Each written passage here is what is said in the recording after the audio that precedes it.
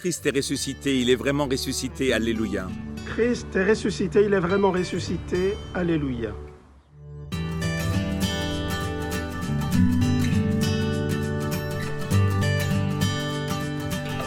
Ainsi résonne l'annonce de Pâques ce matin partout dans le monde, depuis toutes les communautés chrétiennes. Ce dimanche est un jour de fête, un jour de joie. Nous célébrons aujourd'hui la victoire acquise pour toujours par Dieu sur les forces du mal qui nous enserrent.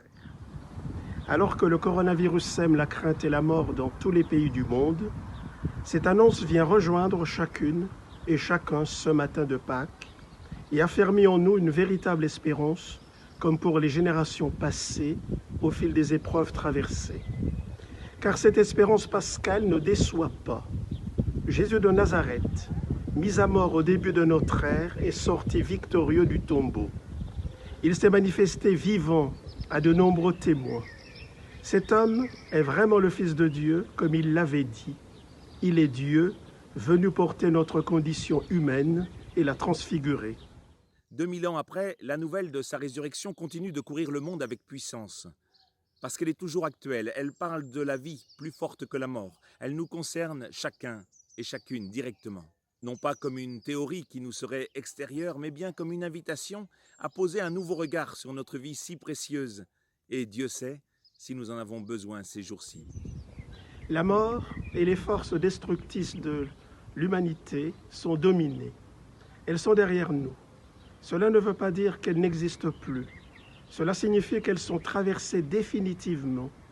Jésus est comme un premier de cordée qui nous fait, avec lui, victorieux de ces forces de mal.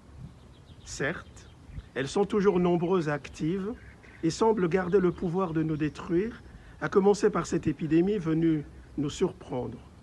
Pensons aussi aux nombreuses guerres et la violence multiforme dont nous sommes capables.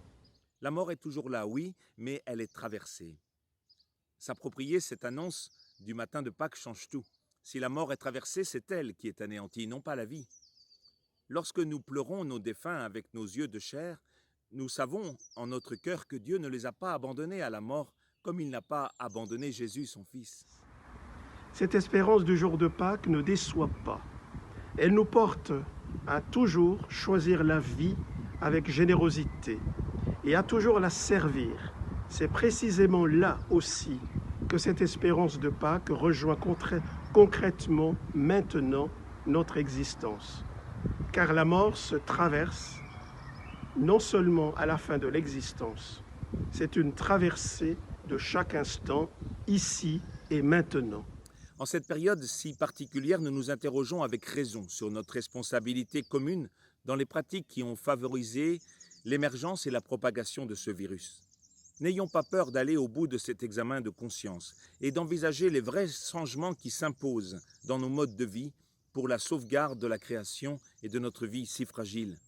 Nous sommes tous concernés. En cette période, nous retrouvons le désir des relations simples et d'une communion authentique entre nous, entre voisins, entre collègues, entre proches. Nous découvrons les barrières que nous avions érigées pour nous protéger. N'ayons pas peur de les dépasser et de les traverser une fois pour toutes. Nous sommes appelés à vivre ensemble et à nous en réjouir. En cette période si particulière, nous sommes touchés et édifiés par les nombreuses solidarités dont nous sommes témoins. Nos yeux s'ouvrent sur des femmes et des hommes restés dans l'ombre et pourtant serviteurs discrets de la vie, courageux, généreux. Ils nous appellent, rejoignons-les. Nous n'avons qu'un Père et nous sommes tous frères. C'est Pâques, l'espérance renaît et ne déçoit pas. La vie sera toujours victorieuse. Dieu nous a fait vivants. Ce matin, nous nous rappelons que c'est cela, et cela seul, qui a le dernier mot. Entrer dans la foi en la résurrection, c'est accepter de lâcher prise. C'est accepter de faire confiance à une parole qui nous invite à nous dépasser, à aller au-delà de nos principes, de nos habitudes, de nos modes de pensée. C'est accueillir une parole qui roule la pierre de nos peurs et ouvre pour nous les portes d'une irréductible espérance. C'est enfin consentir à un nouveau départ, là où tout échoue et se détruit. Christ est ressuscité, il est vraiment ressuscité. Alléluia. Il est vraiment ressuscité. Alléluia.